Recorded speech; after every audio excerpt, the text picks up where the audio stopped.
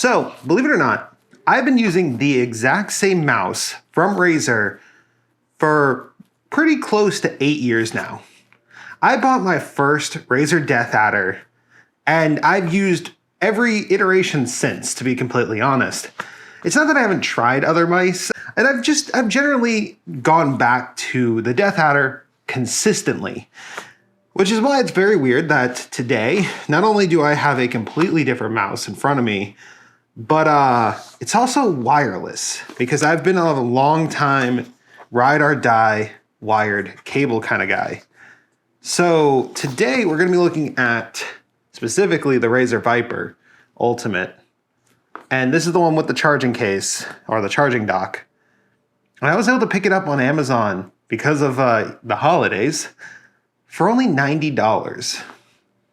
So honestly, I think this thing is probably gonna be a steal for that. I mean, hopefully. So yeah, let's unbox it.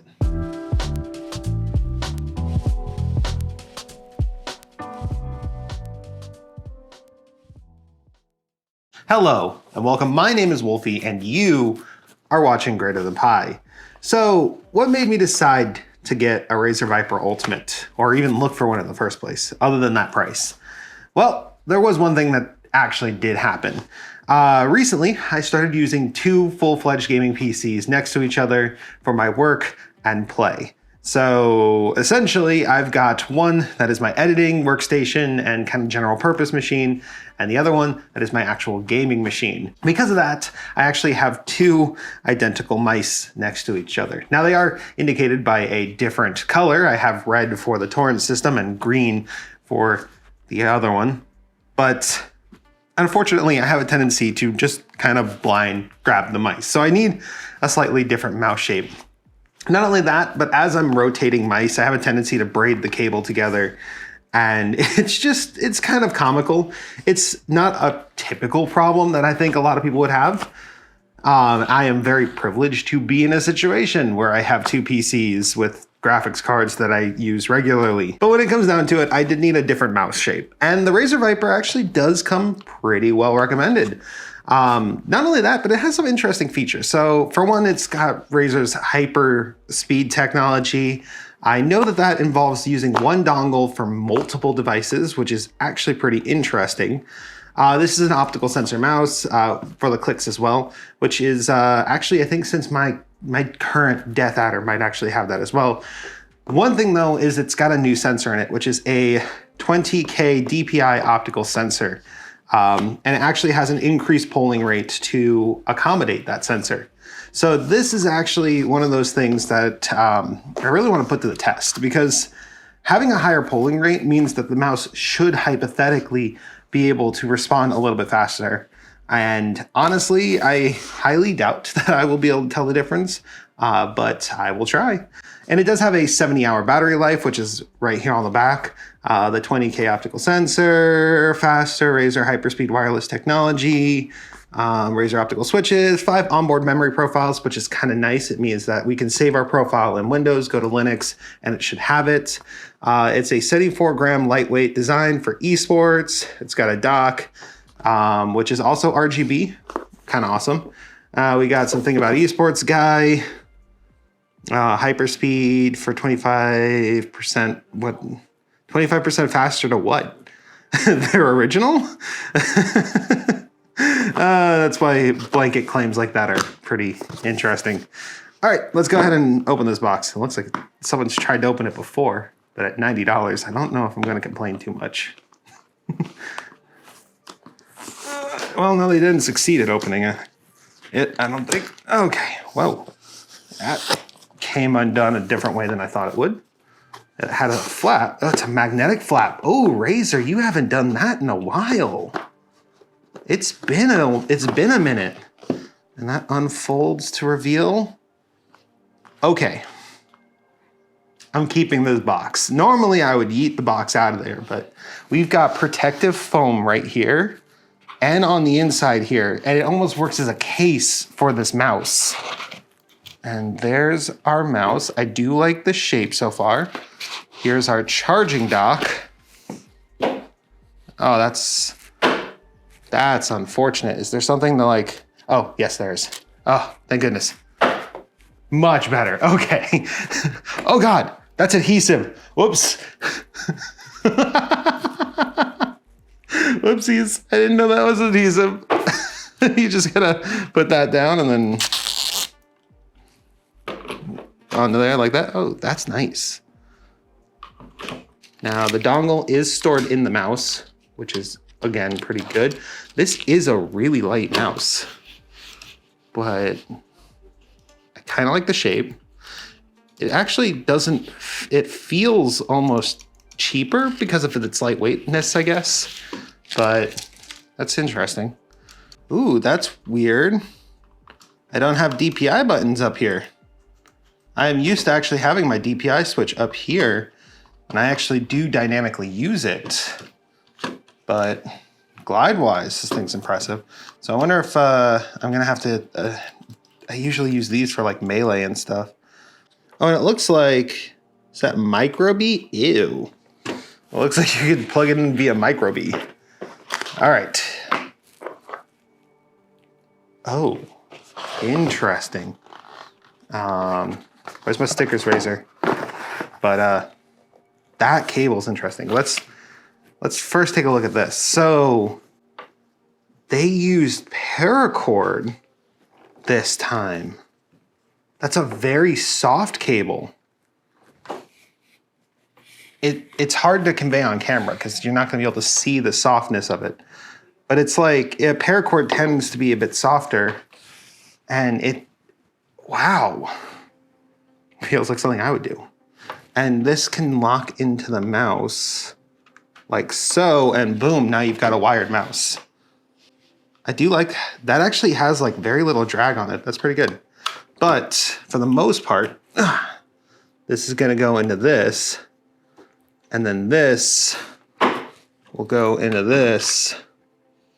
Oh, actually, you put the dongle in there too, actually. You put the dongle in here, like that, and then that goes like that, and now that's set up. All right, let's see what's in here. Unleash your true potential, Viper Ultimate. There they are. My stickers. I almost thought you guys gypped me on my stickers. Gosh. All right, so, okay, that's funny. I'm just gonna point this out to the upper camera. That right there, that PC tower, I actually do own it. That's an NZXT X Razer tower. That's interesting.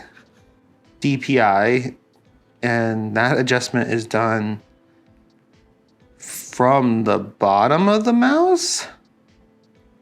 Interesting. That's weird. I mean, I guess some people don't switch DPI mid-game like I do.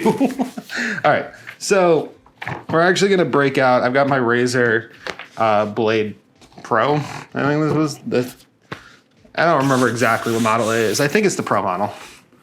And we're gonna use this to kind of like test this bad boy. USB? Magnetic?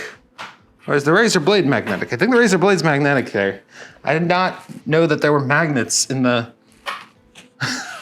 Okay. Okay. For sanity check purposes,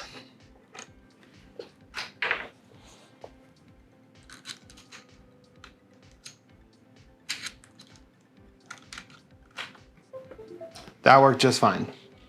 Okay. All right. You know what? That is super weird.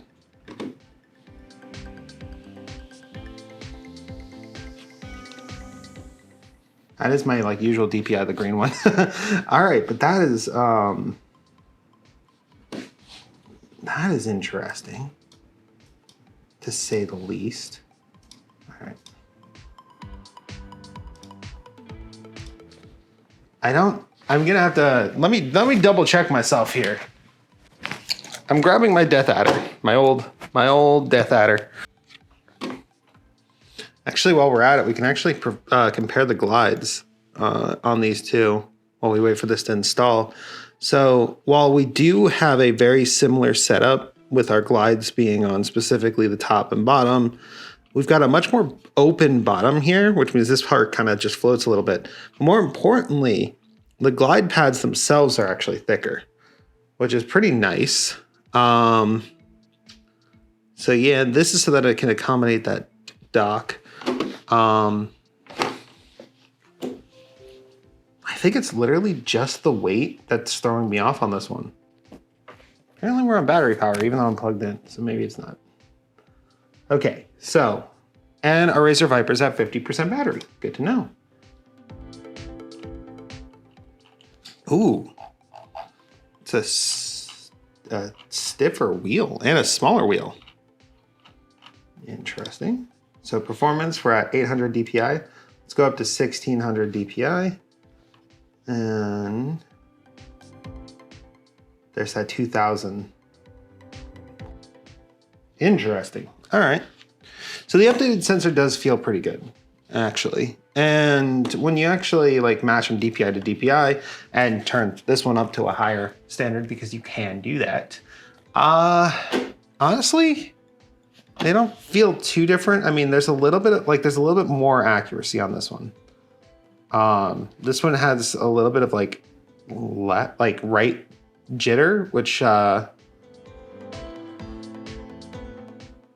you know, it's a very interesting thing that I just now noticed, but that might just be this mouse in particular. It's been in there for a while. Weight-wise, this one's definitely lighter, but in a way it also somehow feels a little bit cheaper because of that. Profile, this one's much lower profile. This one's more aggressive shaping, but overall, not bad. Not bad at all. Now, one last thing though, because now that Synapse is working properly, I need to know, do I have a bunged up dock or